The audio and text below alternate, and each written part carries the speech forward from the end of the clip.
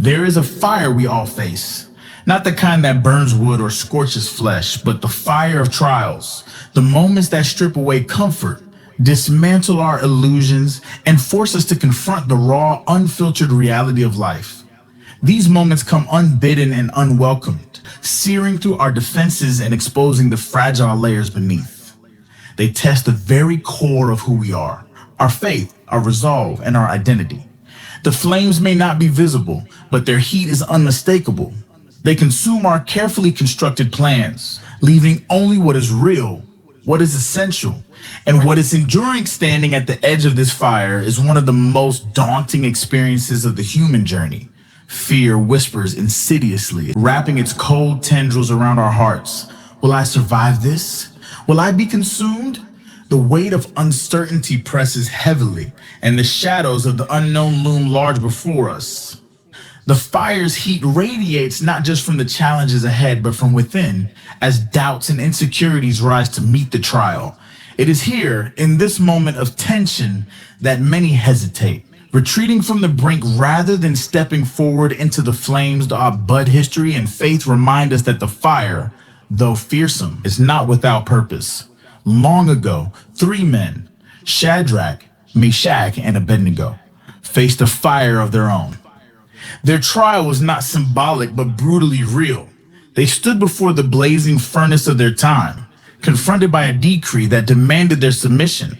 They were commanded to bow, not in reverence but in compromise, not to a truth but to a falsehood designed to save their mortal lives at the cost of their eternal convictions. The king's command was absolute. Any who resisted would be thrown into the furnace. This was no idle threat. The fire roared with the fury meant to crush defiance, its flames consuming all who came near. It was a fire that licked at the edges of courage, threatening to reduce even the strongest resolve to ash. The heat, unbearable from a distance, promised annihilation up close. Yet these men did not waver. They did not flinch. We do not need to defend ourselves in this matter, they declared. Their voice is steady and resolute. If we are thrown into the blazing furnace, the God we serve is able to deliver us from it. But even if he does not, we will not bow. Their words were not a gamble on deliverance, but a declaration of unshakable trust. They did not bargain with their faith. They stood firm in it. Their resolve was not rooted in the absence of danger, but in the presence of someone greater than the fire. And so they were cast into the furnace. The flames rose, fierce and unyielding, consuming all who dared approach. To the onlookers, this was the end of their story, the tragic conclusion of defiance against power. But within the fire, something extraordinary happened. A fourth figure appeared, radiant and unmistakable. The furnace meant to destroy became holy ground. The fire meant to consume revealed instead the presence of the divine. The three men emerged unscathed. Not a hair on their heads was singed. Not a thread of their garments was burned. They stood as living testimonies to a truth that transcends time. The fire does not have to destroy us. Instead, it can transform us. It can reveal us. If we let it, the fire can refine us. This story is not merely an ancient tale, but a profound metaphor for our lives. We too face fires, though they may look different. The loss of a loved one, the collapse of a cherished dream, the weight of uncertainty that feels too heavy to bear. These are the flames that scorch our plans, challenge our strength, and leave us questioning whether we can endure. They whisper lies into our hearts. You will not survive this. You will not emerge whole. You will be consumed up, but the truth is far greater than the lie. In these flames, as in the furnace of old, we are not alone. There is one who walks with us, unseen but unmistakable. His presence does not always prevent the fire, but it transforms its purpose. The fire that was meant to destroy becomes the fire that refines. The heat that threatened to consume becomes the crucible that purifies.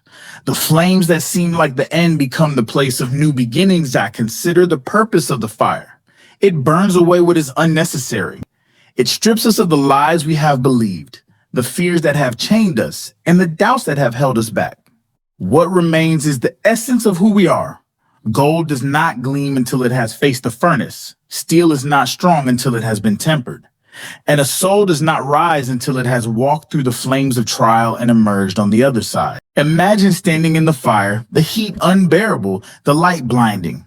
Yet within those flames, transformation begins. Picture the goldsmith at work, placing raw gold into the crucible. The impurities hidden within the metal cannot be removed without fire. As the flames rise, the dross is burned away, leaving only the pure, gleaming gold. So it is with us. The fire burns not to destroy, but to refine, revealing the beauty and strength within. Now let us linger a moment on this image.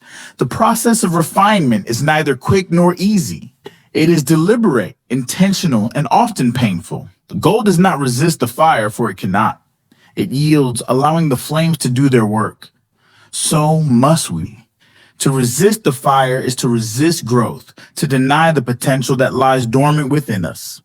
The fire's purpose is not to harm, but to reveal, to shape, and to prepare us for what lies ahead. Though when you face the fire, remember this: it is not the end of your story. It is a chapter, a crucible, a moment where you are being prepared for what lies ahead. The fire is not your enemy, it is your teacher. It is the place where faith grows, where courage is born, where character is forged. In the fire, you discover not only who you are, but whose you are. You belong to a truth that is greater than the flames, to a purpose that transcends the trial, to a promise that outlasts the heat. The moments when the weight of the world pressed heavy on your shoulders, the nights when the darkness seemed impenetrable and the dawn felt impossibly far away. These moments, though painful, are not without meaning. They are the furnaces in which we are made whole. And within these flames, there is a presence, a fourth figure, one who walks beside you, unseen but undeniable, one who whispers to your heart, "You are not alone." Pause for a moment and reflect on your own story. How many times have you stood at the edge of the fire, trembling with uncertainty? How often have you felt the heat and wondered if you could endure it? And yet, here you are. You have walked through flames you thought would consume you, faced trials that seemed insurmountable, and emerged on the other side. Perhaps not unscathed, but stronger, wiser, and more resilient. This is the paradox of the fire. It is both a destroyer and a creator, both a trial and a triumph. There is a mystery in the fire, a paradox that defies our understanding. How can something so fierce also be a place of renewal? How can flames that threaten to destroy also prepare us for something greater? This is the beauty of the fire. It does not leave us as it found us. It shapes us, purifies us, and prepares us for a purpose beyond what we can see.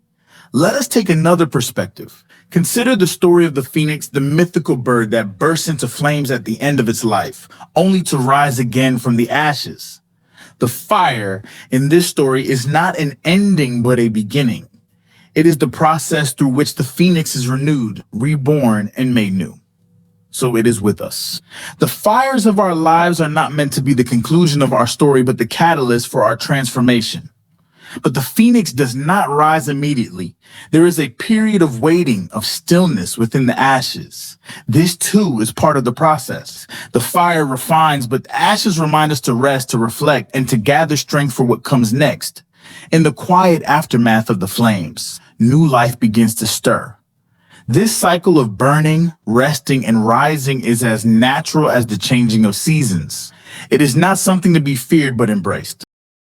Consider the seasons themselves. Winter strips the earth bare, its frost biting and unyielding.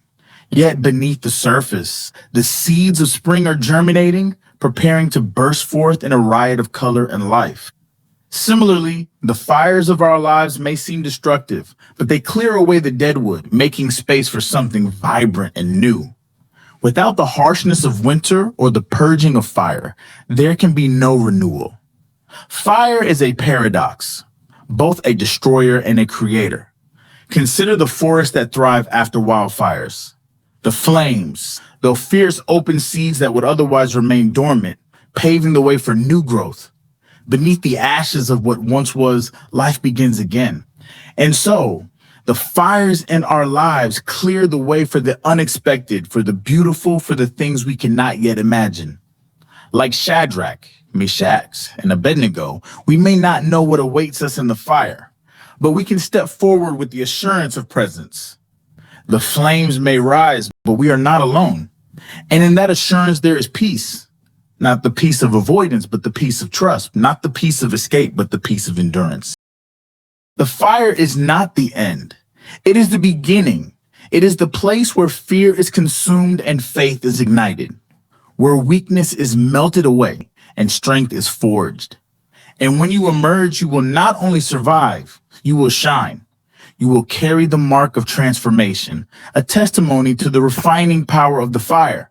So stand at the edge of the flames, not with fear, but with faith. Step into the furnace, not with trembling, but with trust. For the fire is not your end. It is your invitation to be refined, transformed, and made new. And as you walk through the fire, know this, you are never alone. The one who walked with them walks with you still. The fire is not the end of your story. It is the beginning of something greater. Walk through it. Trust it. Let it refine you. And when you emerge, you will not only survive, you will shine.